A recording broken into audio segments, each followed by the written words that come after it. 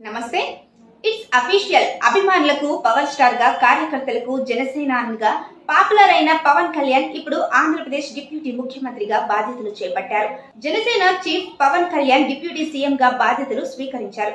రాజకీయాల్లో రాణించిన సినీ ప్రముఖులు అంటే ముందుగా గుర్తొచ్చే పేరు నందమూరి తారక రామారావు. తెలుగుదేశం పార్టీని స్థాపించిన 9 నెలల్లో ప్రభుత్వాన్ని ఏర్పాటు చేసి సంచలనం సృష్టించారు ఎన్టీఆర్. సీఎం గా ఎన్నో గొప్ప పనులు చేసి ప్రజల హృదయాల్లో చెరగని స్థానాన్ని సంపాదించుకున్నారు.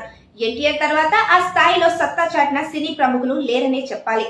ఎమ్మెల్యేలు, ఎంపీలు, మంత్రులు అయిన వారు ఉన్నారు, కానీ సొంతంగా పార్టీని స్థాపించి ఒడిదుడుకులను తట్టుకుని నిలబడి ముఖ్యమంత్రి స్థాయికి ఎదిగిన వారు లేరు. అయితే మిగతా వారితో పోలిస్తే ఎన్టీఆర్ స్థాయిలో కాకపోయినా మెచ్చుకోదగ్గ రాజకీయ ప్రయాణం చేస్తున్న వ్యక్తిగా పవన్ కళ్యాణ్ పేరు చెప్పుకోవచ్చు.